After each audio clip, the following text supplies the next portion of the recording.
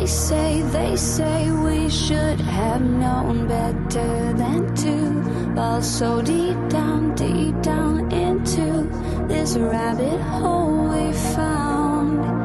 And I was thinking. Hi, this is Nikolai, and you're listening to my dad, Rafal, co-host James Jardine, and featuring Mr. Jim Tiller on the one and only Down the Security Rabbit Hole podcast. Plug in, listen up, and enjoy. Deep into this pool of regrettable situations. Pitch black, think back to the last time that we were happy. Okay, good morning, good afternoon, and good evening. Welcome down the Security Rabbit Hole to another edition of the Down the Security Rabbit Hole podcast. I am Ref. We have above me James, and in the big featured window, hey, look, Julian's back. Hey, and if you guys remember episode 688, Meaning in the Signal, we started talking about a whole bunch of things related to third party testing, pen testing, red teaming, prioritizing, and at one point Julian said, "Well, hold on, that's a whole nother can of worms we could have another episode about." And anytime somebody says that, ta-da, here we are. So this episode, we're going to touch on all kinds of third rail problems. We're going to talk about compliance. So we're going to talk about scoping and some other stuff. But let's start there. Julian, welcome back. Thank you. It's good to be back, I think. Well, you think? So we took a break and we stopped at scoping, because I saw you kind of cringed there last time. I'm there with you. What's particularly cringeworthy, as the kids say, about scoping for you when it comes to like third party testing? Well, so I think there are so many there's so many challenges with scoping. I think it starts with the fact that it's assumed to be a science, but it's a bit more of an art. There's a question of it's how it's scoped. So a lot of testing is scoped based on asking a whole bunch of technical questions that often the application owners don't know and don't understand the answer to. And B, may not be related to the value the customer is going to get from the pen test, i.e. the risk of their application being compromised or whatever. You have a whole range of different groups of people, some that say, I don't want you to scope me out. Just give me a pen test. And then you have pen testers who say, well, I need to understand the scope before I go through this. And it's the confrontation almost between the pen tester and the target owner about what a scope is. The fact that it's so nebulous, and the fact that often procurement people will base value on the day rate rather than the total cost of a pen test. Yeah, fair enough. Makes scoping kind of like, well, if we make it more days, but we make the day rate cheaper, then everyone looks like they're getting more value. So there's just so many different dimensions to it. It scares me. It's a different priority, right? Too, because I mean, from a customer perspective, like you said, it's about understanding what am I doing the pen test for in the first place? Am I trying to check a box? Am I trying to actually look at the controls that I have in place and where the gaps are? From the vendor side, it's, hey, we've got a limited amount of time. So how do we meet what you're looking for?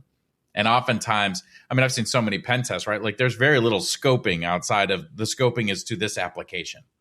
We're testing this app, external, it's these assets. We do some reconnaissance, we do some different things, but really it's what can you find in here? And it's pretty open to that, which I think for a first-time pen test is okay.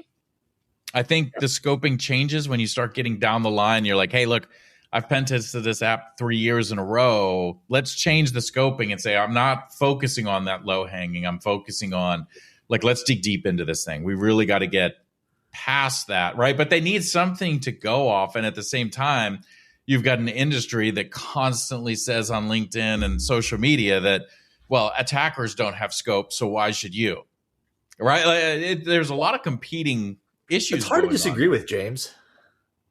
Yeah, I mean, so you've got, first of all, you've got the question of, are we doing this for compliance or not, right? And if you're doing it for compliance and you're not trying to get good security outcomes, or that's not your priority for doing the pen test, then scoping becomes different. It does become, let's put it into a t-shirt size. Is it small, medium, large, right? And that can simplify things to some extent. But then when you're talking to sophisticated pen testers, they get very, they want to be able to do a good job. They get very nervous about not finding all of the big bugs, right? They know they're never going to find all the bugs, but they want to have enough time to find all the big bugs, right? The really obvious ones. And ultimately, the customers should want that too. It bugs me that I started really disliking scoping a long time ago, Kingdom Far Away, but really got ugly around PCI DSS, right? Because the idea is to clear that hurdle, clear that checkbox as quickly and cheaply as possible. So you try to the whole name of the game was down scope as much as possible, scope as tightly as possible, as few things in scope as possible. But like James, when I said, like, it feels wrong to argue against, like, hey, pen testers, why are we limiting them when attackers don't have that? Well, the obvious answer is money and resources. But I mean, it's still kind of hard to argue with. Yeah, and it is. And this is why I think one of the really missing aspects of a good scope is, what is the risk to the customer, right? So if I keep coming back to the difference between a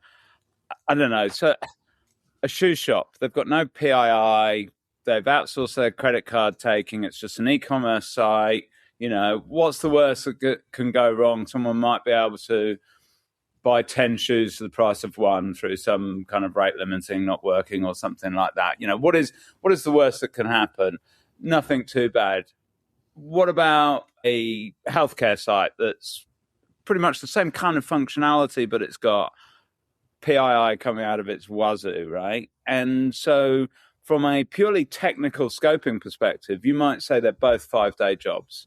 For me, you should say that the PII healthcare site needs at least 1.5, 2x that, because the risk of being hacked there is significantly more. But that's not how we scope today. Yeah. I think it comes down to the value too. Like, what are you trying to get out of a pen test? Yeah. And most places, while they say they're trying to get, I want to know how I can be hacked, that's not what most pen tests are doing. Most are glorified vulnerability assessments, unless you get a really good team that can come in and do that. But I don't see a lot of places where the point of your pen test is show me every way a hacker can get in. And that's the difference between the statement of why should we have scope for a pen test because a hacker doesn't have scope. Yeah, well, hacker doesn't have ethics. They don't have laws that they have to follow. They don't have anything like that. If you want that type of assessment, then you're talking more of like a red team assessment, something that is more geared towards the adversarial's means of operation, which a pen test typically is not. Yeah.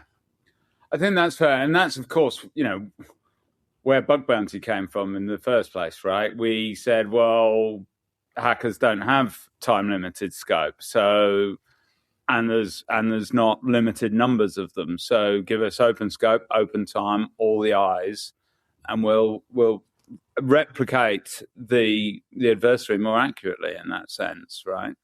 But still, we see people.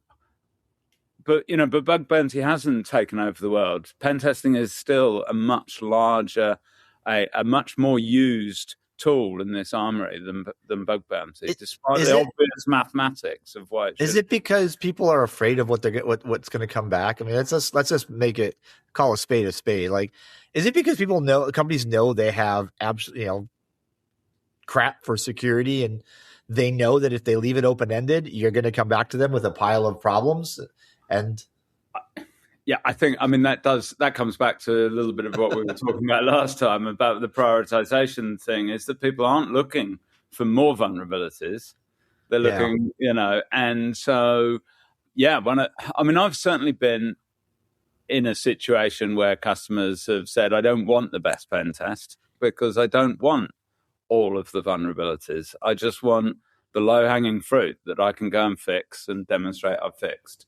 And similarly, I've seen customers where we've done really good pen tests for them. We've found loads of stuff, and they've come back next year, and it's all still there again.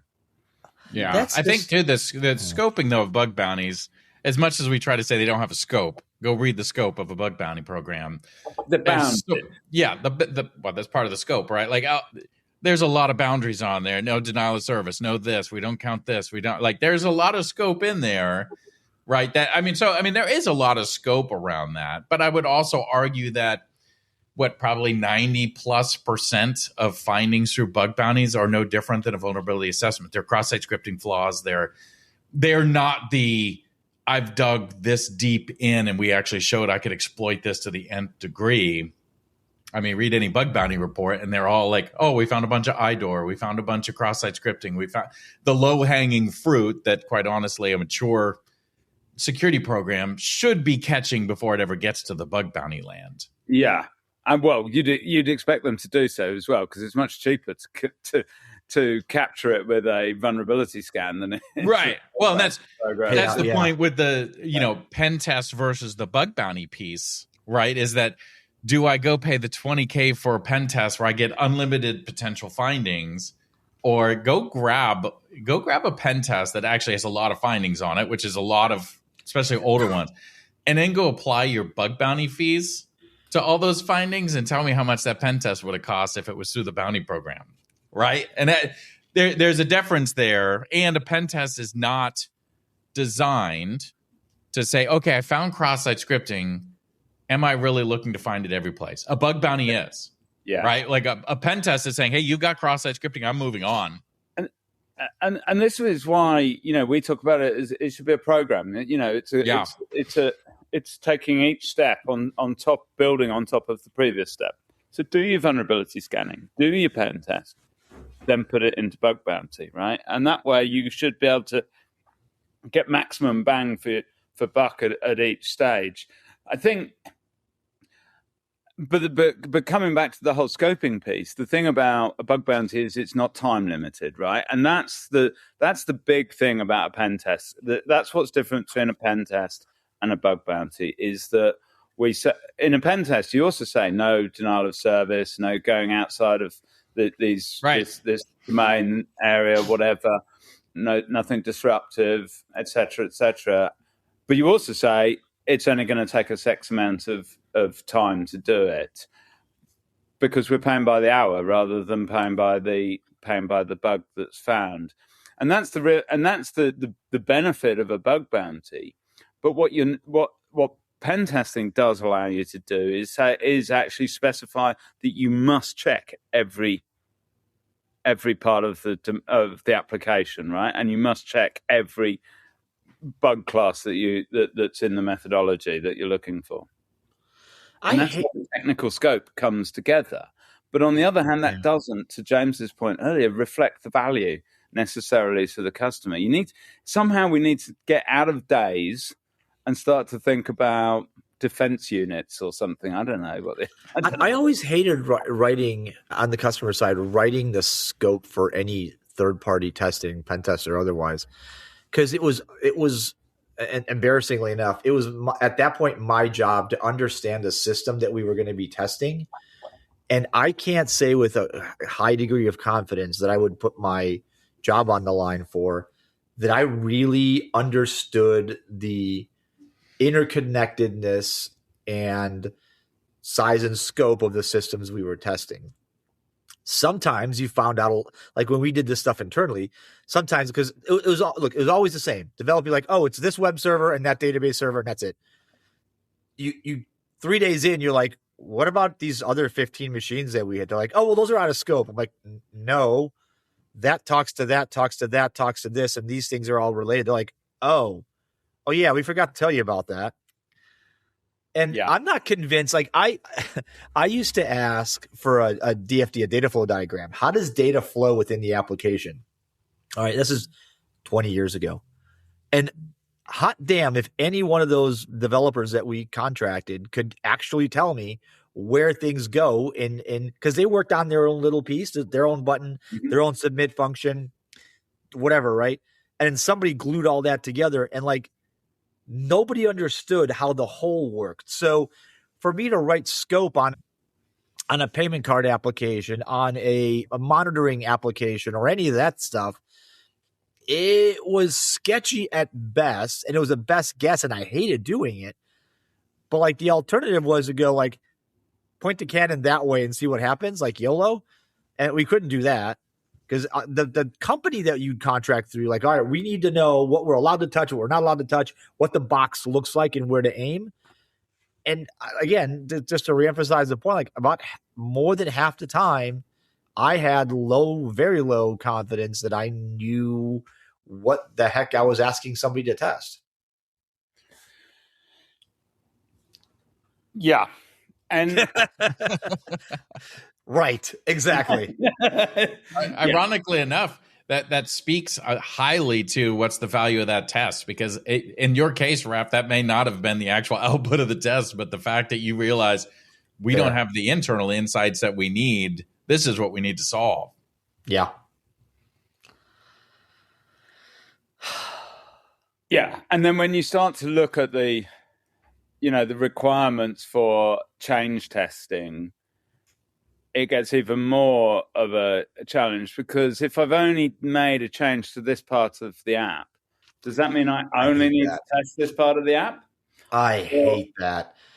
Right, James? I think we've done show after back in the back catalog. We probably did 5 or so or 10 of these topics, because completely we would the way we did it at when I was a part of GE way back in the day, we would have everybody it was always lowest bidder, right, to do the work, which means that like to move a button from this side to here, to add a module, to add a new data source or whatever, somebody else had never seen it was going to get this giant ball of code and say, okay, I need you to add this in here. And so they would just write that in and drop it in and off you go. They had no idea what was going on over here. And so like, yes, nobody had data flow diagrams. This was, oh, we just need you to test this new button that we added. And I would say, yeah, but that interacts with the entirety of the application.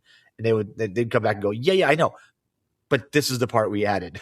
Like, we're not talking right to each other. That was frustrating. And I suspect that hasn't changed much.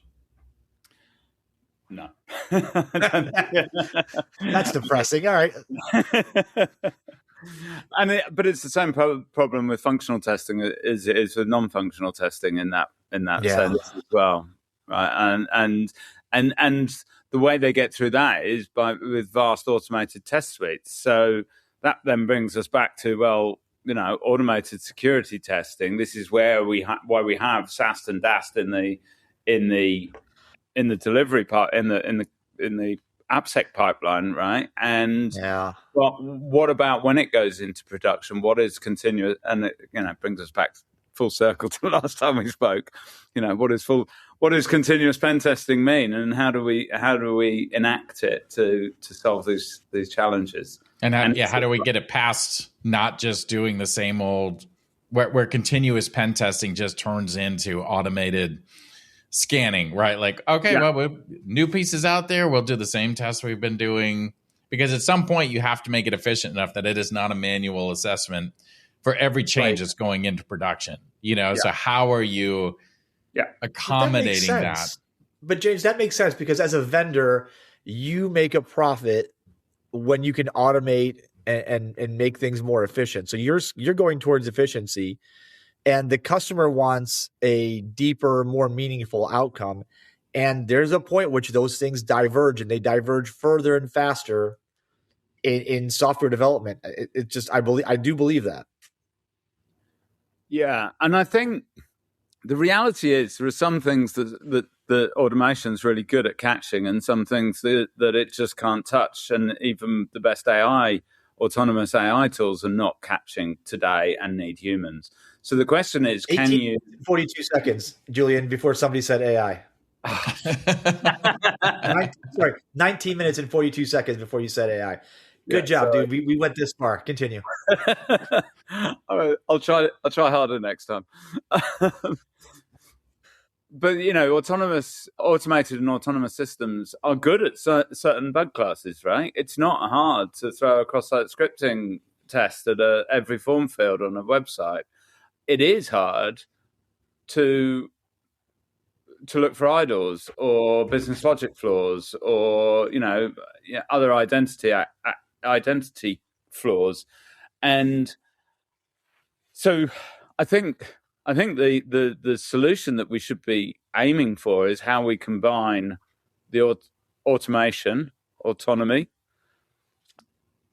with the humans in a way that gets both the efficiency that, well, it's not just the vendors looking for efficiency for profit, it's the customers looking for efficiency to reduce costs, right? They want to pay less and get more. So we need to find more efficient ways of delivering that and making sure that we're not trying to solve all the problems with the automation, but we're also not wasting human time on the stuff that automation can do well. I feel like that lands the plane squarely on the AI block.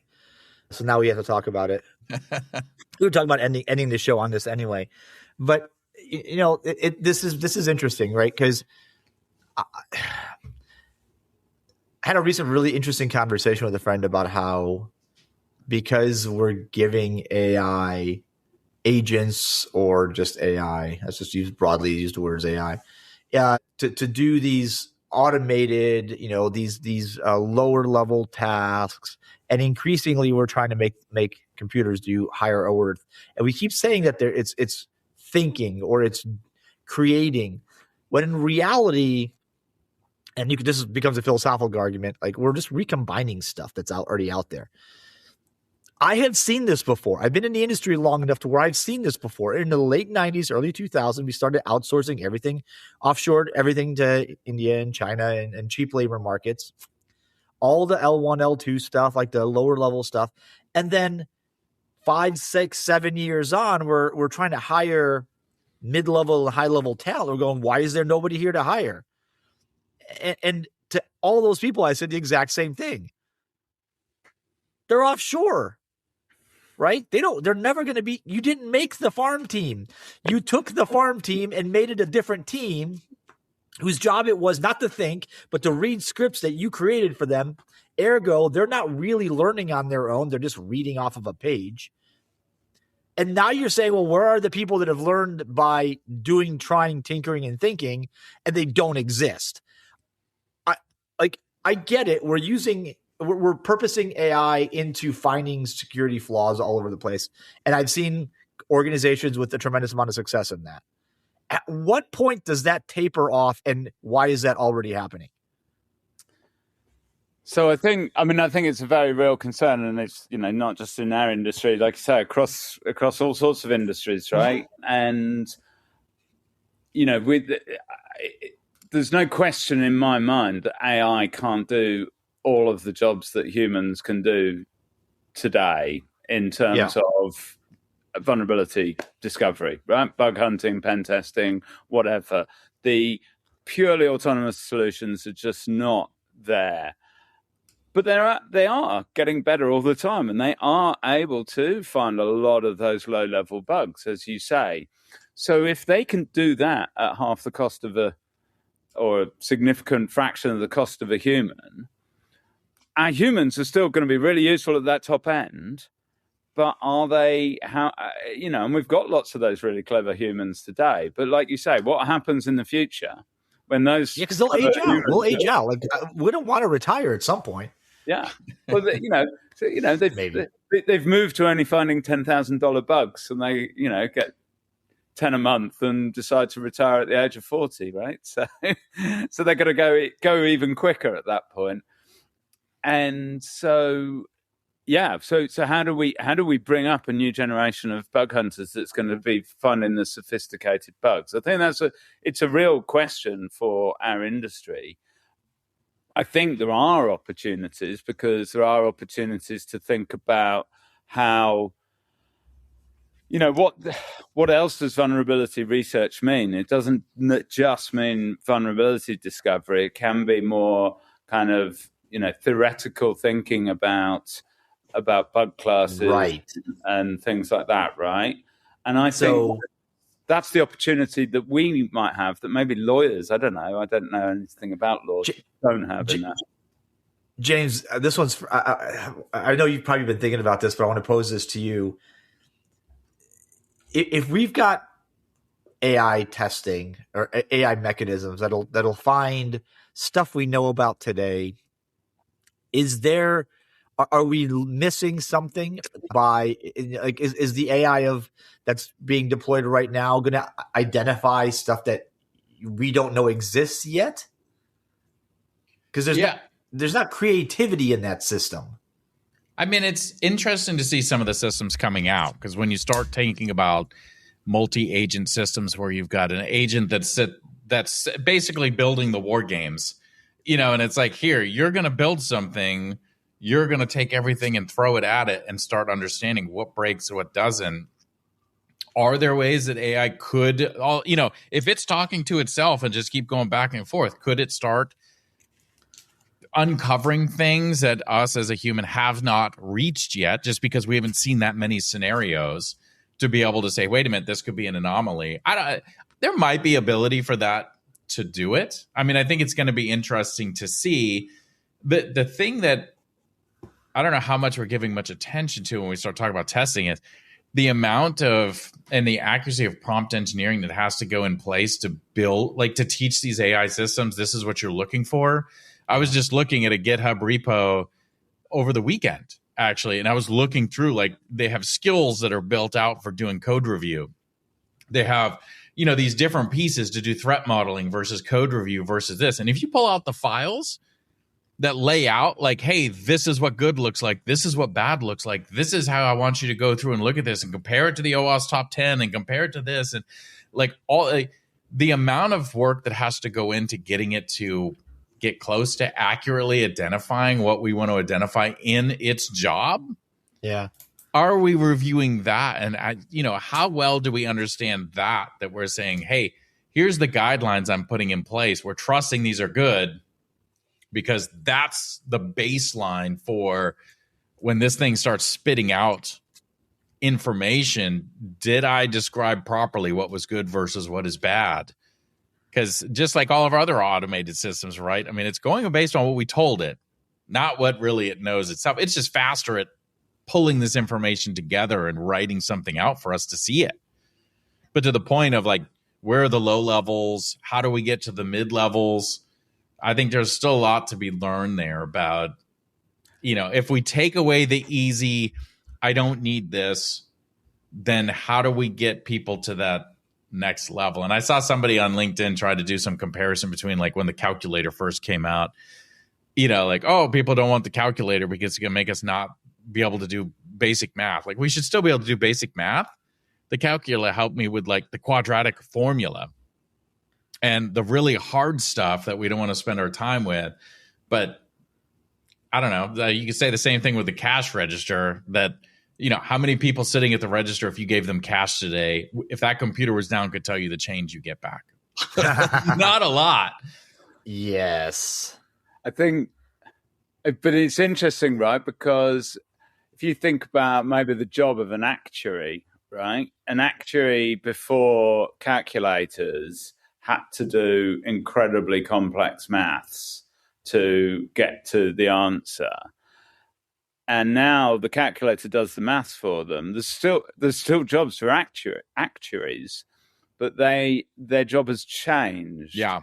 So is that what we're going to see, right? I still come back to the point that it's not just ingenuity that humans are better at. It's also risk management. And a lot of my thinking around autonomous systems is having the human in the loop to make sure the autonomous system doesn't do something stupid, not to make sure it does something clever, although that's also one of the use cases, to make sure it doesn't do something stupid. And for that, I think, you're going to continue to have people trained in risk assessment, right? That can guide these AIs. As I said last time, the human augmented AI rather than the AI augmented human. Do you see, we'll call this a parting remark here, do you see us on target for a near-term utilization of automation, just boring old automation, AI, right? The agent-based kind of very specific stuff James was talking about, and some sort of realistic targeting and testing regimen that raises the security bar rather than simply like just checks a box. Because I feel like more often than not, third-party testing is done to check a box. It's done to please somebody else, not to benefit us. And at the way it's being, the rate it's being executed and with the scope and challenges that are put before it, it's really easy to tell who the benefactor is, right? It's clearly to tell, make sure somebody else feels more comfortable. Do you see a future coming in near future, maybe even not too distant, where this changes, where it actually starts to benefit the organization rather than just being a checkbox? I hope so. Right, that is, coming back to what we talked about last time, actually a bit, I think it was off camera, is I got so frustrated with all of the problems we talked around compliance and scoping in the offensive security market. This is the moment that I really feel we've got an opportunity to raise the bar. It's not going to be raised. We're not going to raise the bar just by deploying more and more faster, cheaper, autonomous, right? It's the problem. A lot of the problem also has to come from the market as well. One of the challenges with pen testing is because of the compliance thing, because it's become unstrategic, if you like. The CISO doesn't get that involved. It goes to a pen test manager and a procurement manager to procure, and it comes down to that. What's the day rate? How much can I get for a fixed budget, right? And we need to demonstrate that we can improve those security outcomes with continuous, human in the loop agentic testing, so that people start taking it a bit more serious, so people can start thinking about it more strategically and stop thinking about it as a check. There's a bit of a chicken and egg problem. Until we can demonstrate it, no one's going to demand it, and until they demand it, the market is going to build it. Right? I think the bar raising too comes a lot to how it's integrated outside of security, or what we would typically call security. So great, we can identify things faster, but the ability to have co-pilots in our development streams that we can send an agent and say, hey, look, we just found cross-site scripting here, write the code to fix that. Our ability to build those systems out that we can react to issues faster and they can self-heal, I think that raises the bar in our ability. Because right now, a lot of times, like, okay, we found something, send it to the dev team, they'll put it in a backlog. We have to wait on the human to respond. If you could sit there and have that automatically go through, even if there's a human in the loop to say, hey, a new PR is out there because we had this issue, the agent already resolved it, it's already run through its tests, we want to make sure we're good to check it in. And somebody can look at it and say, yeah, look, everything looks good here. It's not deleting our database. It's not doing this. But we could speed the recovery process a lot faster there. So I think that's one area where we can see it, but it's not security driving that. That's how do we get development upgraded to be able to take advantage of those situations. I think on our side that we directly can control, it's how much faster can we get the analysis that we need to identify those gaps, to be able to say, this is where we should focus our time. It's on this stuff here because this is where it is. Across my 8 different systems, we know SOAR didn't help us super well there, right? Like, I can use this to analyze stuff and get results much faster than me going and digging through 8 different things and doing research and pulling this stuff out. Let me get that quick hit. Now I'll take that analysis to the next step and be able to say, okay, these are our key areas. This is our risk vector. This is our top concern that we need to address. I think that is where it helps an organization be able to quickly identify things to help raise that bar. We're not waiting so long on the results. That is, I think that's an interesting thing to think about, is not only are you finding, I think that would be a, God, I hate this term. That would be a game changer potentially, right? Because you get, I found it, I proposed a solution and I tested that solution. I know it works. Can I drop this into your code? Man, that's a lot further than my brain is thinking at the moment, which is kind of cool. But let's be fair, that's not a security solution.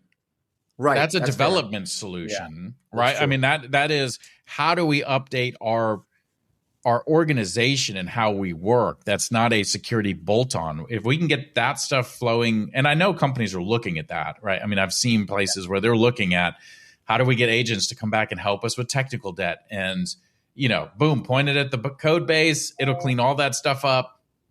It's a little far-fetched, I think, from a project perspective. But I think if organizations can start building in that ability to do small little, I found this. We already said, you look at SaaS, we get the result, we can alert you right in the PR and say, hey, you've got cross-site scripting right here. And we even, like, some of these things give really good recommendations. This is the code that should fix it. It's the next phase of that to be able to say, oh, I knew which code could fix it. I've already implemented it for you. I ran the tests already. Everything's vetted. All you got to do is verify, like, yep, we're good to push this. Like, I think that's the next evolution that we see there in those. And again, I mean, AI versus you could have wrote that 10 years ago through scripts of how we detect SaaS to be able to put it in. AI is just going to be faster with it. So I don't know. Yeah, it'll be interesting to see. It's an interesting place to end, but that we have to do. All right. So optimism, I like it. I think this is the first time in a while we've ended on optimism. So it's early January. We're really not late. It's early in the year. Optimism is a good place to start. Yeah, because we're still in month 1. All right, Julian, thanks for being back, man. It's been a pleasure. Thanks, guys. Have a good time. All right.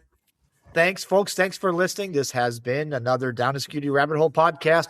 688 is the one that you want to listen to before you listen to this one. If you've already listened to this one, go back and listen to 688. It's a lot of good content, a lot of really quotable content that Julian dropped in there for us. And until the next one, we'll catch you guys another time, another place on another Down the Security Rabbit Hole podcast. Cue the music. Adios. Bye-bye.